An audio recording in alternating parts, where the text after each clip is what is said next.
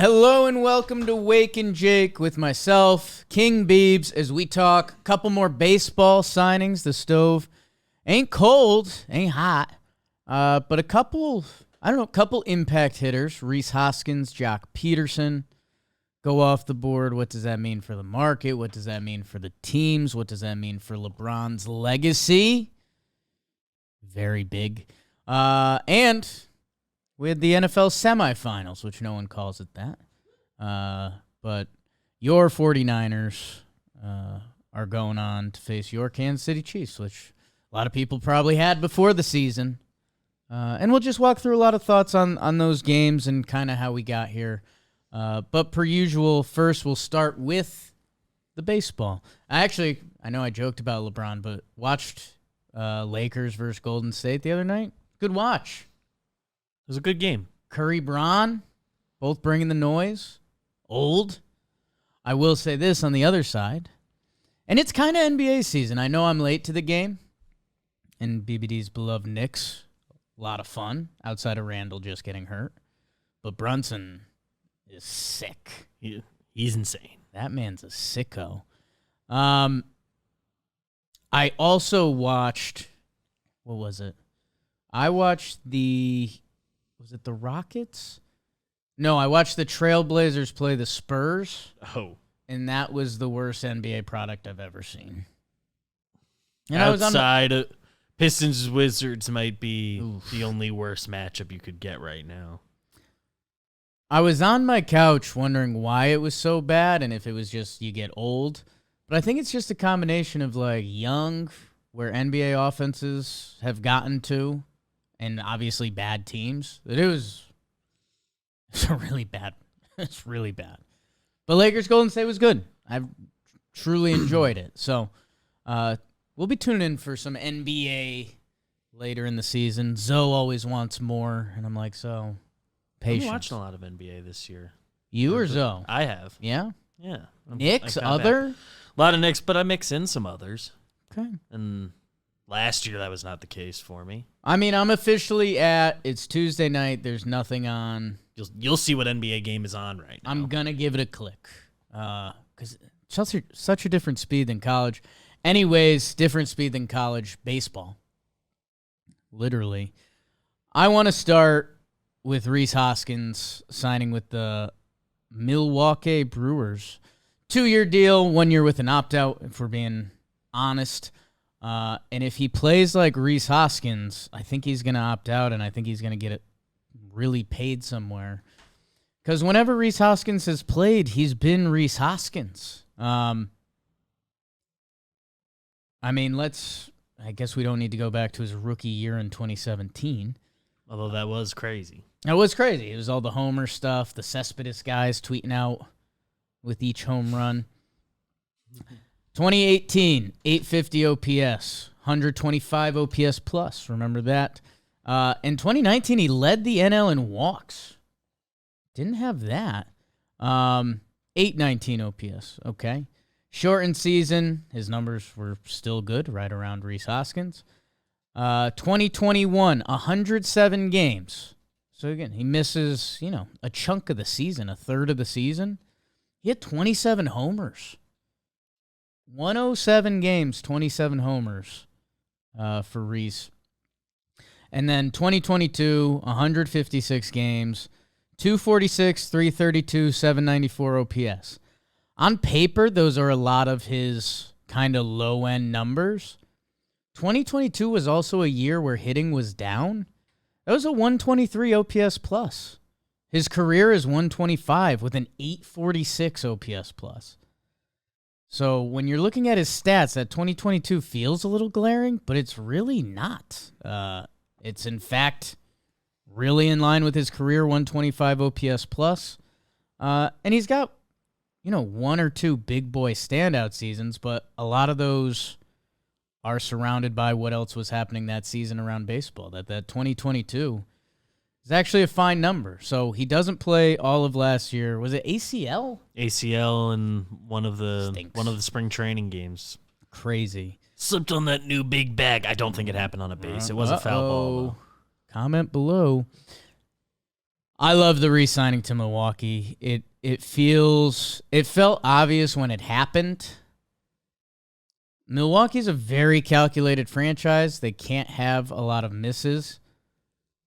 And man, Rhys Hoskins, as long as he's on the field for 100 games, he's hit 27 homers. That's been my Rhys Hoskins elevator line, said it on Talking Baseball.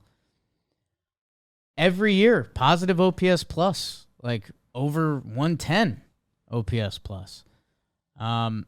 He's like over a full year, easily 30 homer. Like you were kind of pen that in if he plays. Homers at a 36 homer pace over 162. Like when my reaction when it came out, Milwaukee on the 2 for an option, my reaction was like, why the fuck did I not think of that? Because it is such an obvious fit. Well, and we just thought we thought a Milwaukee rebuild was coming, and we talked about Burns and his trade value a lot. And, I had Burns and Adames going to the Dodgers because they needed high-quality innings. They will pay. They have prospect capital last year of both their contracts. Felt like the Brewers could cash in and almost have like a year of rebuild. There's so many young guys on the team that it was like, I don't know. Especially if Burns is out, like, all right, let's flip it in Milwaukee. Let's find out what's next. They're not flipping shit, man. Like I'll walk you guys through my new thought process with Milwaukee. So they're losing. They lost Woodruff, who's going to be out for the year with injury. Pitched a little bit last year. And there was another guy who pitched for them last year. Let me get to the Brewers page. I was shocked at how good their performance was. Wade Miley's back. That's a shout-out for Dalton. Adrian Hauser was 111 innings, a 4.12 ERA. So Senor Puke is out. He's a Met. That hurts. I mean, for a 5 guy, that's just beautiful. A reliable arm. That's beautiful. That's right where you want to be. Woodruff, so I didn't realize he had 11 starts to the tune of a 2.28 ERA. So when Woodruff was out there, he was twirling the pill. He was Woodruff. Can't wait to see where he signs. Milwaukee, the question mark is the starting pitching, but it's not at the top. Burns and Peralta are awesome, and I think they can 1-2 punch with a lot of teams' best, at least be in the fight. I mean, Burns can. Peralta should be able to. He's 27, coming off a big year. Wade Miley is your 3. You don't love that. Colin Rea, he's currently listed as their 4. And then Joe Ross as the 5. So the starting pitching is a little thin for Milwaukee. Their bullpen looks pretty good for a Milwaukee bullpen. Devin Williams, Joel Piamps was great last year. McGill, Milner, Abner Uribe, that's a guy. I think he's going to take the leap. And Milwaukee just sneaky pitches, and they just sneaky win. They've won 86 games or more in every full season they've played in since 2018. And they have so much young talent, and that can be spun both ways, right? That can be, Garrett Mitchell, Bryce Terang, friend, came by the office. Monasterio, I don't know what you're going to get from them. But on the other side of it, let's say Chirio's the guy. They paid him like he is. He's 20 years old. Let's just say he's solid next year. That's a good rookie year. 7 OPS in the 7s. But he's got some moments. Between Sal Frelick and Garrett Mitchell, those are 2 guys that feel like they have clicking potential. I mean, Frelick, what was his final numbers? 246, 341. Not a lot of pop. I remember Owen Miller. I like the top half of Milwaukee's lineup. The bottom half is all young guys. A couple with an actual chance to be something, which, again, I think gives Milwaukee's lineup potential more than they've had in recent years, while their pitching feels a little thinner than it has in recent years. That being said, they're the team that won the NL Central last year, 92 wins. Second place Cubs were 83. Reds were 82. Pirates were 76, and Cardinals were 71. I have the Pirates having a bad year. Like maybe bad. Maybe back in the 60 wins. Cardinals, let's see how big the bounce back is. Cubs, let's see what the rest of their free agency is. Because right now, I don't think the Cubs have gotten better. Cubs fans, let me know if I'm wrong there. I think they had 100, or they had 100. They had 7 top 100 prospects, which I think was the most. So maybe there's a wave of Cubs baseball coming, a la the Cubs team that won the World Series and we fell in love with. But right now, I mean, they were an 83-win team last year. Let's see if Belly comes back, who was their MVP. You've heard me give this speech before. Imanaga replacing Stroman right now. I don't know what that means. I do like Neris on the back end for them, just as another option. He might be a bad look in a Cubs uni. Neris is pretty big. It'll either look good or bad. Neris is just big. Visually. Interested to see. The Brewers have been the class of the AL Central. Their lineup feels better than it normally does. And they were second in bullpen ERA last year and 6th in starter ERA last year. So, like, Milwaukee's pitched for a while now. They were one of the original, like, pitching labs. I think Tampa has always overshadowed them, and I think the Dodgers now kind of claim that throne. But Milwaukee's a good franchise, and I was on the Reds train for a little bit. I don't see how right now you could pick one of the other teams to really win the AL Central. Does that feel off? Yeah. You'd be really buying into a Cardinals bounce back. I think that's the only one that like if you're in on last year being just a blip and they had no pitching and they have a more reliable pitching staff right now, I think you can not be that hot of a take picking the Cardinals, but it's a little bit of a hot take. A little bit, man. 71-91. I mean, we talked this out one episode. It was crazy bad. Everything went worst case. When you still look at St. Louis's team on paper, you're like, that should be a good team. Most of like their guys you think of position player wise, like, oh, they hit close to what you'd think they'd have hit. I'd really love if they somehow got in the Snell mix. Yeah. Then I think St. Louis would be happening. I hope the whole NL Central gets in the Snell mix, because put him on the Cubs. I'd really like that. Reds, Cardinals, yeah, Reds aren't happening. Nobody knows what team is happening, and everyone's in a weird state with Snell. Maybe it comes back to the Yankees. Rhys to Milwaukee, really like that signing. And I don't know, you wonder what else was out there. Like Miami, we're always talking about them looking for more hitting, but Josh Bell is going to be back. Avisail Garcia listed as their DH. Jeez. I don't know. I guess Rhys we slept through Rhys this free agency just a little bit.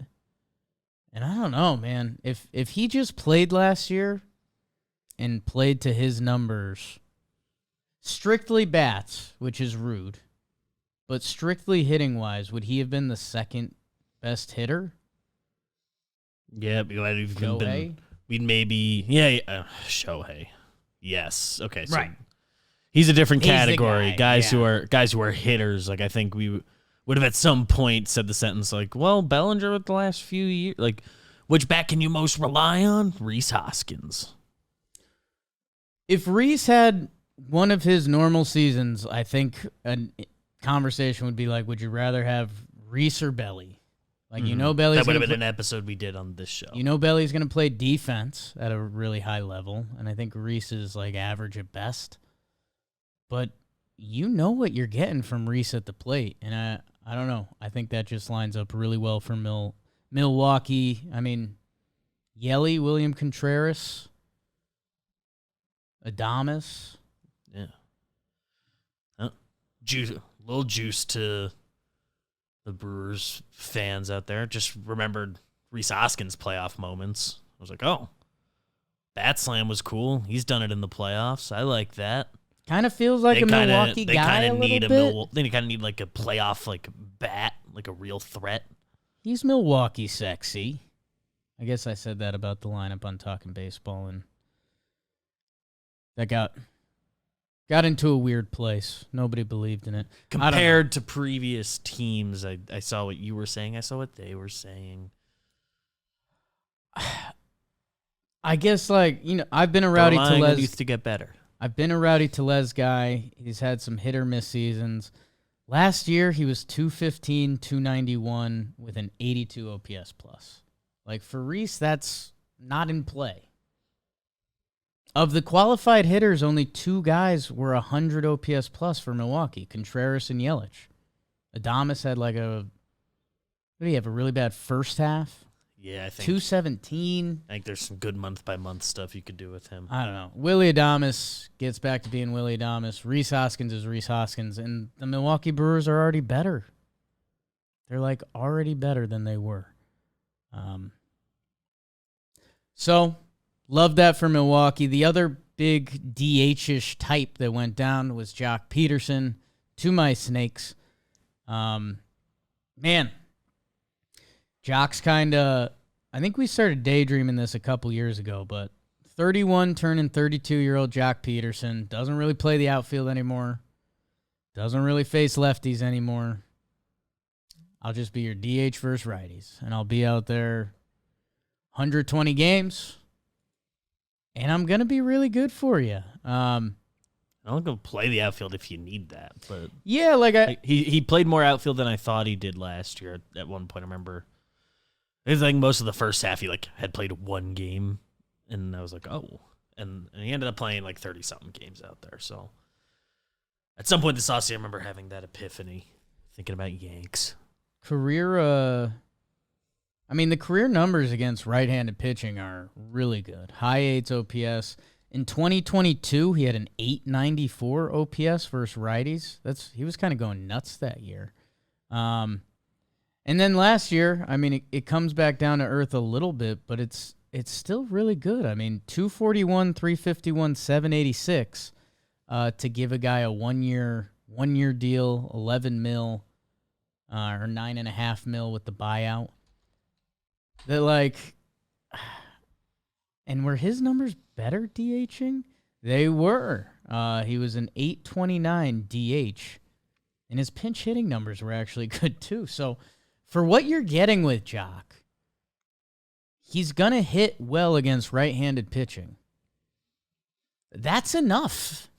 He'll hit righties. He knows that division well. If you really needed an outfielder for a day, he can do that. If you want to slot him as your DH, which the Snakes have chosen to, which I see both sides of the argument, leaving the DH slot open so you can rest guys and have some flexibility, that's huge. Our Yankees have been crippled by, I shouldn't say crippled. Our Yankees have been handcuffed by having Giancarlo Stanton as pretty much an everyday DH. And can you get Judgy a day off his feet? Can you get Rizzo an off day? I think for a team like the Yankees, not having an everyday DH would be awesome because they're kind of an old, slower team. The Diamondbacks, I think you're fine. A lot of young guys out there. Joc is going to play versus righties. Done. Problem solved. If you even want to, Gabby Moreno is so good versus lefties. He one-dotted last year. If you ever want to do a 2-catcher day and just have him DH, although Tucker Barnhart currently listed as their backup, so maybe you don't want him in versus lefty. It gives them some flexibility. That top of the lineup, Carroll, Marte, Walker, Joc, Moreno, Suarez, Lourdes Gurriel Jr. These Snakes that are going to get questioned a lot this year, they've had a sneaky, really solid offseason. Eduardo Rodriguez, with where some of these pitching contracts are landing, I think that looks really good. I think we were wondering if this offseason the Snakes didn't make a lot of moves, the whole conversation was going to be it was a magical run and they won 84 games and they did, these young guys, are they going to get better? I don't think you have to do that whole song and dance. This is a good baseball team. Like, I don't know. Right now they have 5 guys projected to hit 20 home runs. That's not including Lourdes, who's, threat as a hitter. If he hit 20 homers, are you surprised? Not at all. Gallon, Kelly, Erod, Fott, fire it up in the desert. Like the Joc signing, I almost said it one episode. I wasn't going to say Joc, but I thought there could be a lefty bat fit there because sometimes they felt a little righty, and Joc, you can just plug and play kind of middle of the lineup. So love that for my Snakes. The rest of the DH market, we were talking a little bit beforehand and on Talking Baseball. Really interested to see where it sorts out. Because like we said, not a lot of teams want to necessarily block their DH spot. With someone, and this is where I actually laughed at myself when I said best hitters available. Like, JD Martinez was awesome last year. Like, if we were doing best hitters, like what he did last year is above Rhys. He was 271, 33 homers, 572 slugging, 893 OPS, 134 OPS plus. And he's a guy with a resume. And he's a guy who can DH. That him, Soler, Justin Turner. I don't know. We're 2 weeks away from spring training, pitchers and catchers. Like, I don't know. These guys got to end up on teams. JD Martinez, here's a fun fact. JD Martinez, excluding 2020, they didn't have an all-star game, right? No all-star game. Right, COVID. The last 5 years with all-star games. All-star team, but whatever. What's that? They probably should have named an all-star team just to do it. But. All JM. The past 5 years, there's been an all-star game. JD Martinez has been in it. 5 straight for JD Martinez. What's that? Just because he's casually over that time period hitting 289, 357, and 890 OPS, 750 games. Gross. JD Martinez is really good. A team hasn't signed him yet. God, the Centrals need to kick in a gear. Like, did the Cubs get JD Martinez? They currently have Morel DHing. Trade Morel for that pitcher you wanted. Trade Morel for Cease. Done. Cross town. Sign JD Martinez. Now you have Cease in your rotation. You have JD Martinez at DH. Just problem solving. Just fixing teams. Kansas City Royals keep cleaning up. Adam Frazier. No. Another time. What else happened? The relief market kind of went. Yeah, it feels like the guys who had to get major league deals kind of have. D-Rob to Texas. Mm-hmm. Matt Chapman. Moore to the Angels. Go check out his numbers. It's good. He has figured out the bullpen phase of his career, and he good. Man, I got lost on his baseball reference the other day, and it's just like, I remember the whole ride. I remember him being the top prospect. 2012 with the Tampa Bay Rays, 31 starts, a 3.81 ERA. 2013, 17-4 with a 3.29 ERA. 9th in the Cy Young voting. And here he is in 2023, just twirling it out of the pen. Back-to-back really good years. You want to know what your guy Matt Moore has been up to his last 113 games? 2.2 ERA. Punching a batter an inning and more. 191 ERA plus. Kind of bummer. He's just in Anaheim, but said that for a lot of players. Neris went to the Cubs. Talked about that fit, literally. I don't know. Yankee fans were kind of starting to get excited for that guy, and his numbers were crazy last year. So I know the Cubs finished 13th in bullpen ERA, 16th in WHIP last year. High strikeouts, low hits allowed per 9. I know they like what they're doing back there, but having another name, it just turns into options at the end of the year, right? Like, some guys are going to have good years, some guys are going to have bad years. There's going to be ebbs and flows to the bullpen. They've given themselves a shot. Yency Almonte at the back of that bullpen, if he bounces back, he kind of did what Neris did last year 2 years ago. Julian Merriweather, always one of our favorites. Opening day. What opening day was that? That would have been 21. 21 in the Bronx, right? We were in the Bronx office. Us and Trev watching Julian Merriweather get nasty on the Yankees. Alzolay, Neris, Merriweather. You figure something out back there. Drew just being Smiley. Remember that contract? Yeah. I feel like there hasn't been a lot of those. Look, I'll be honest, and I don't like this because I've already used this guy. We were just talking some Yankees and Giancarlo Stanton. Like, God. Right now, Stanton slotted to bat like 7th for the Yankees. If that was Justin Turner, I'd like that. It's kind of a different feel for the Yankees, too. Bottom half of the lineup just fucks around and finds out. Meme generator. Whoa. They're in bed with Stanton. Projected for 26 homers this year. Fangraphs just upgraded to the 24 projections instead of the 23 stats. So I need to adjust to that. Didn't today.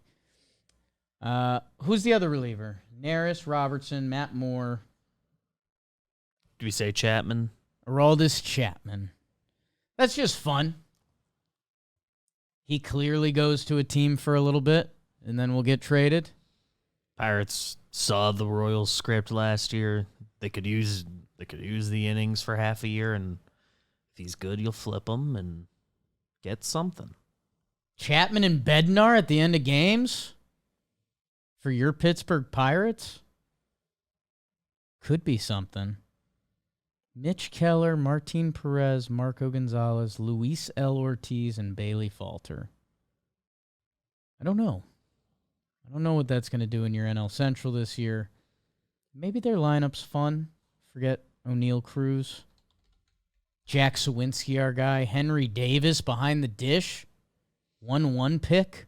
Ooh. I don't know. I'm currently out on the Pirates. Maybe my mind will change. Maybe I need to talk to my Uncle Rick.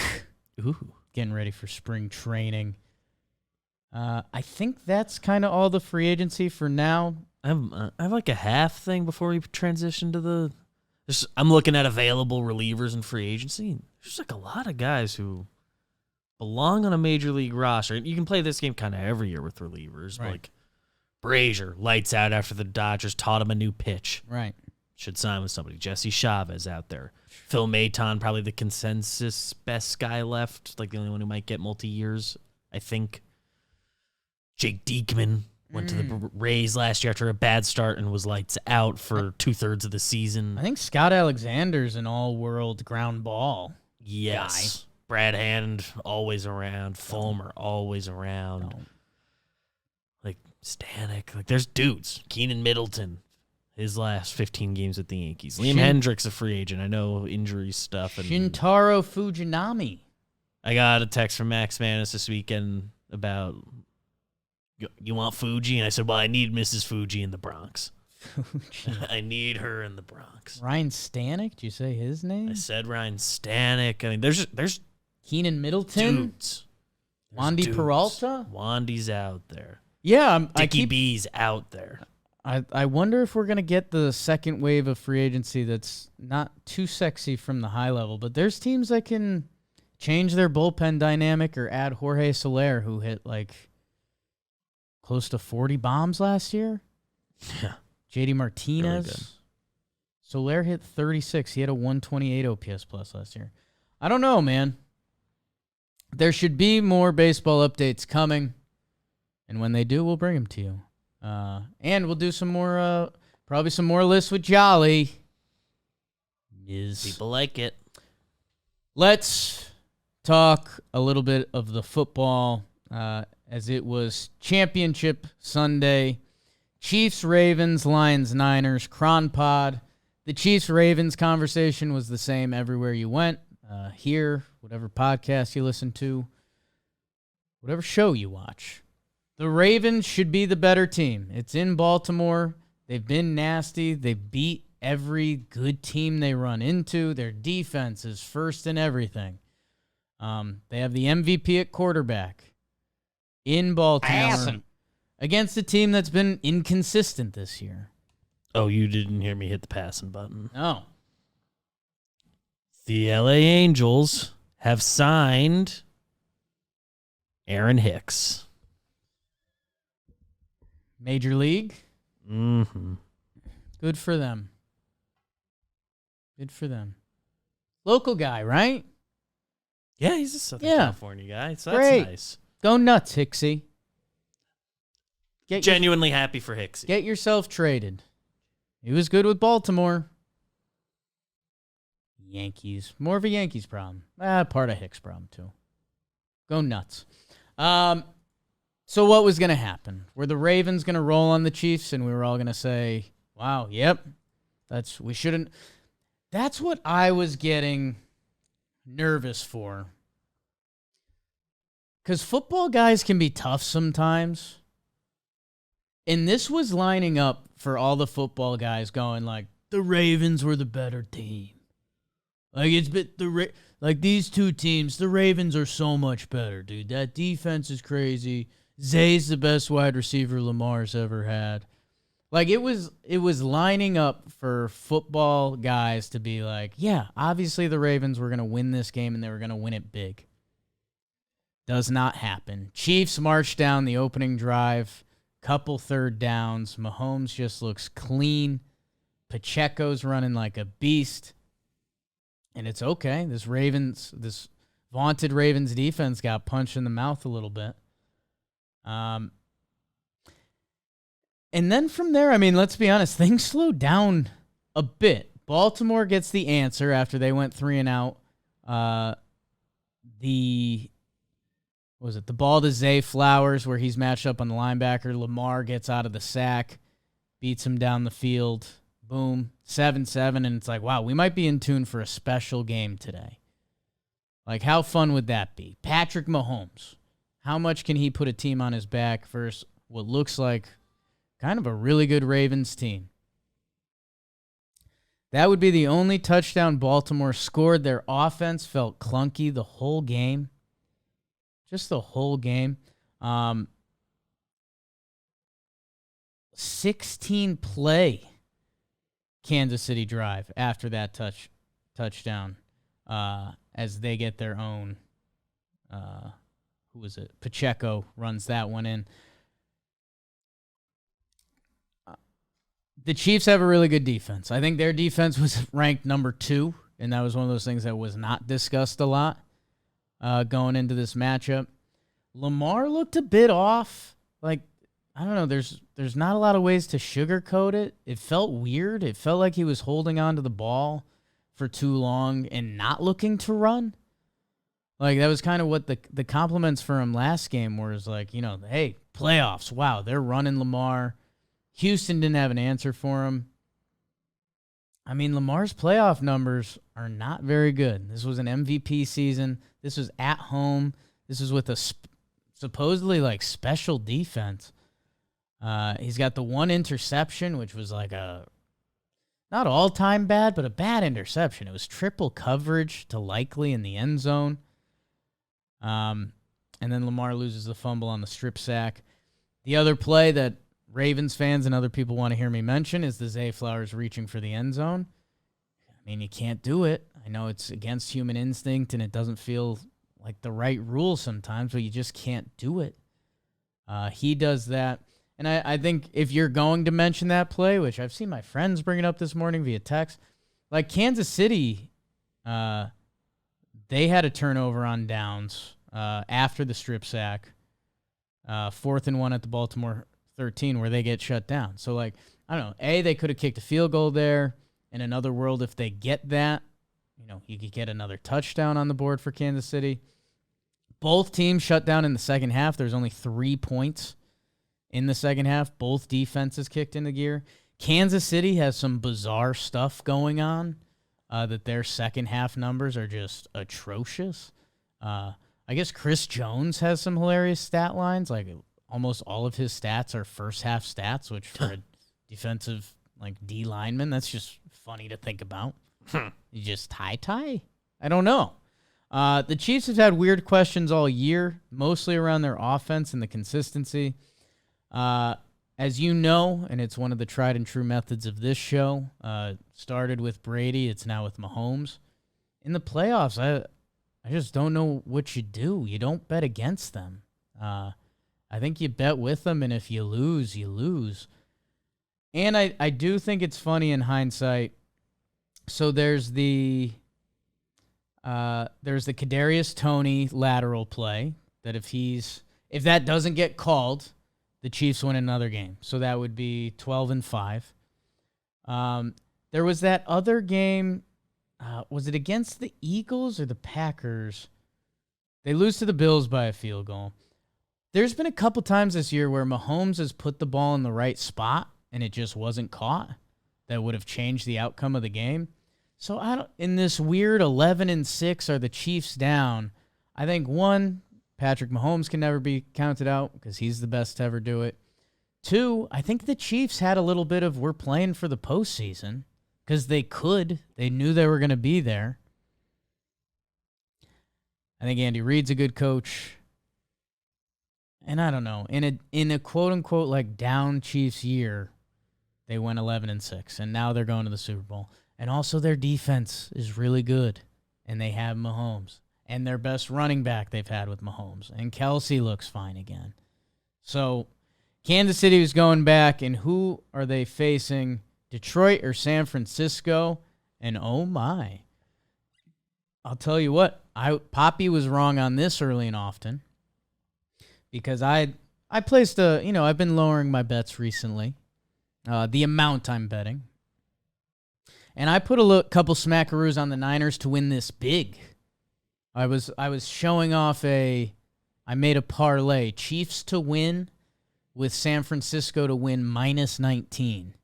Oh. If anyone's ever flashing that bet to you, they're kind of a loser. Because that's just not how NFL games work.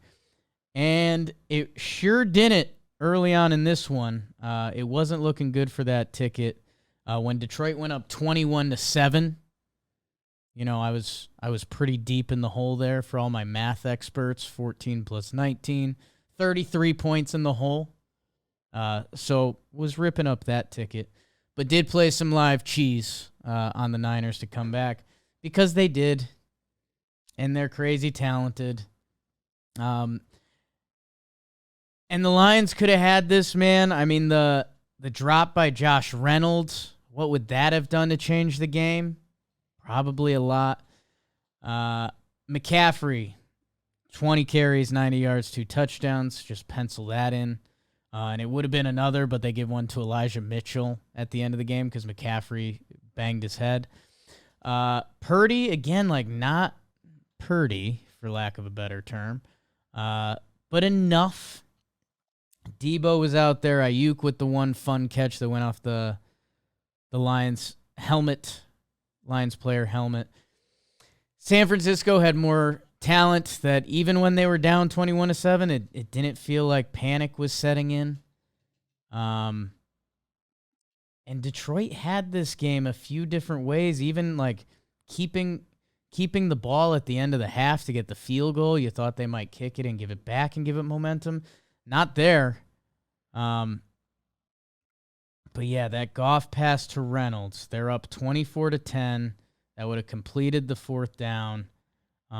Instead, ball goes back to San Francisco. 5-play touchdown. Fumble by Gibbs. I mean, God.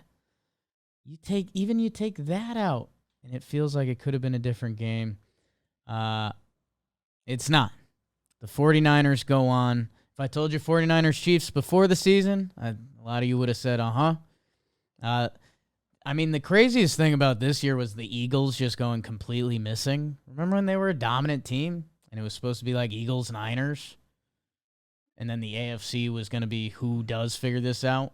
Like, everyone was okay with what happens with the AFC. It was like, well, Mahomes is either going to do it or the Bills or the Ravens are going to make their, like, step up. Good movie.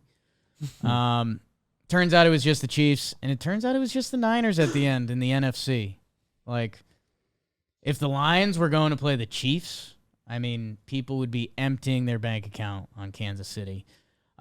It's going to be a really fun Super Bowl matchup. It's a fun mental exercise. I saw someone tweet out this morning, first-round running back, seventh-round receiver, or first-round running back, seventh-round quarterback versus first-round quarterback, seventh-round running back. Just a little goof there with McCaffrey and Purdy. But, yeah, it's going to be how good are the San Francisco 49ers and all their all-world talent with Brock Purdy and Shanahan, and can they get it done? Well, meanwhile, Andy Reid, Patrick Mahomes, and a really good defense. And that's kind of just what's been spinning through my head is the idea that, like, going back to some of Brady's teams, because that's a name you're going to hear a lot this week, is Mahomes is currently chasing that alive, sexy ghost. I don't know, man. If I told you Tom Brady was out there playing with one of the top defenses in the league, you'd be like, yeah, they got a really good shot to win the Super Bowl. And I think we all got distracted with how weird Kansas City's wide receivers were, and is Kelsey old? Kelsey's look great. Rashid Rice looks like enough. Pacheco is the best running back that they've had. So, like, I guess that's the exercise that my brain's been doing, is just the, you know, if this happened with Brady, if I told you Tom Brady was in the Super Bowl with his best running back, you know, let's say Gronk was still at it and still good, and with one of the best defenses he had, you'd be like, okay, that sounds like a Super Bowl team. And that's kind of what the Chiefs are. So, I don't know. The pick isn't locked. I think I'm leaning KC. Maybe there's too much power from the Taylor Swift storyline going on too. And Purdy, man, I've been a Purdy defender. He hasn't felt so great the past couple weeks. He made a couple plays, scrambling around with his little legs out there.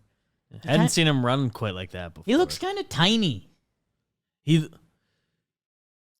It's always tough in the NFL, but I think he's like 6 flat. What's he listed? I think he's listed 6'1", 205. Listed 6'1"? 6'1", 220. Okay. So he's 6 foot, 205. Yeah. I don't know. He was scampering around, which was nice to see, but it also, I don't know, it doesn't have the same intimidation factor as when some of the other quarterbacks leave the pocket. I think this might be one of like the rudest things you can say about an NFL player, but like he looks so cute that it like might be a problem. He's kind of like he's like adorable. He little outfits. His brother's the quarterback at transfers to Nevada from Nebraska. Chubba Purdy. Brock and Chubba. So what was going on there? I don't know. It was a fun weekend for games. I mean, that's a crazy big comeback, even though it felt kind of like it was going to happen. Lions got to be kicking themselves. It was a fun run. And you wonder what the next steps are. Like that Dan Campbell was given a whole, if we want to get back to this point, we got to put in double the work. I mean, watching Jordan Love develop this year for that division was kind of a whoa. Which direction are the Vikings going to go in? Like is the Kirk era over? Is he coming back? They can worry about that for a while. We've got a fun Super Bowl. Kind of clashing concepts. The super skilled Niners and Chubba's brother at QB. Well, it's Mahomes, Reid, and a really good defense going up against it. So we'll have some time to talk about that. We'll bring in Chris Rose on his Super Bowl walk, as is tradition on this show. Maybe we'll rope in some of the other football guys. Maybe we get more baseball news like that Aaron Hicks signing. And you're probably going to get another tier list with Jolly Olive. So thank you, guys. We love you. We'll see you soon.